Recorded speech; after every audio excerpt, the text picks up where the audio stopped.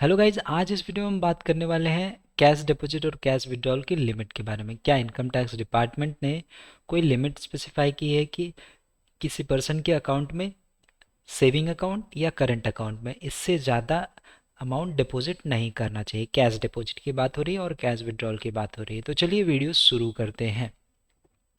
जी बिल्कुल, income tax department ने कोई लिमिट डायरेक्टली तो स्पेसिफाई नहीं की है, लेकिन अगर आपके अकाउंट में जो लिमिट उन्होंने थर्ड पर्सन को स्पेसिफाई की, मींस जिस जहाँ पे आप अमाउंट कैश डिपॉजिट या विड्रॉ करने जाते हो, कहाँ पे, बैंक में, तो बैंक वो मॉनिटर करता रहेगा। अगर बैंक को दिखेगा कि इस पैन के against more than specified limit amount deposit हुआ या विड्रॉ हुआ, सेविंग अकाउंट हो या करंट अकाउंट हो, तो उनको रिपोर्ट करना पड़ता है इनकम टैक्स डिपार्टमेंट में through income tax portal.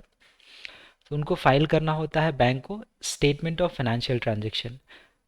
Department ने एक टेबल बना के दे दिया है कि इस नेचर और इस वैल्यू का ट्रांजैक्शन रहेगा, तो क्लास ऑफ पर्सन को रिपोर्ट करना पड़ेगा। तो चलिए जानते हैं सेविंग अकाउंट की लिमिट क्या है और करंट अकाउंट की क्या लिमिट है। सबसे पहले सेविंग अकाउंट के बारे में जानते हैं। सेविंग अकाउंट में कितना मैक्सिमम डिपॉजिट या विड्रॉल होना चाहिए। तो cash deposit aggregating to 10 lakh rupees or more in a financial year in one or more accounts other than current account and time deposit of a person.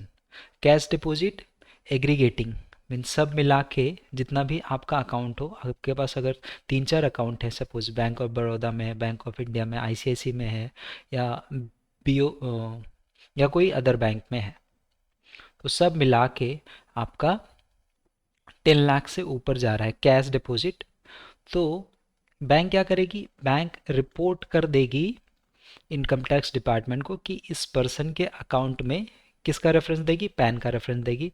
Against this pan means specified limit जो 10 लाख की यहाँ specify की, उससे ज़्यादा amount या 10 lakh deposit हुआ है या, तो income tax department notice issue कर सकते हैं अगर वो आपके आईटीआर में रिफ्लेक्ट नहीं हुआ। नोटिस अंडर सेक्शन 148 इशू कर सकते हैं।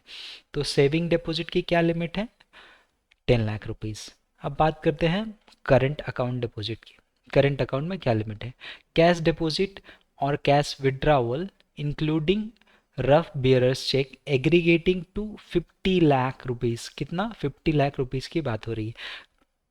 सेविंग में 10 लाख था और करंट में है, करंट अकाउंट में है 50 लाख रुपीज़ और मोर इन अ फाइनेंशियल ईयर, एक ही फाइनेंशियल ईयर में, इन और फ्रॉम वन और मोर current account of a person, means 3-4 current account हैं, सब मिला के एग्रीगेट करके 50 लाख से ज़्यादा हो रहा है या 50 लाख हो रहा है, तो बैंक रिपोर्ट कर देगी एक फाइनेंशियल ईयर में। एक financial year suppose for example financial year 1 अप्रैल 2021 से 31 मार्च 2022 तक, अगर लिमिट क्रॉस हो गई 50 लाख की सब अकाउंट में मिला के, तो क्या करेगा, बैंक रिपोर्ट कर देगा इनकम टैक्स डिपार्टमेंट को कि इस पर्सन ने कैश डिपॉजिट या कैश विड्रॉल की लिमिट क्रॉस की है थ्रू एसएफटी फाइल करके।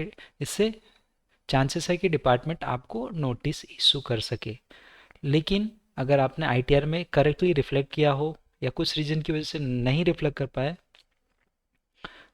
अगर रिफ्लेक्ट किया है आईटीआर में और डिपार्टमेंट को प्रॉपर दिख रहा है मीन्स, तो आपको नोटिस आने के चांसेस बहुत कम है। लेकिन अगर वो आईटीआर में दिख ही नहीं रहा हो, तो आपको नोटिस आएंगे अंडर सेक्शन 148।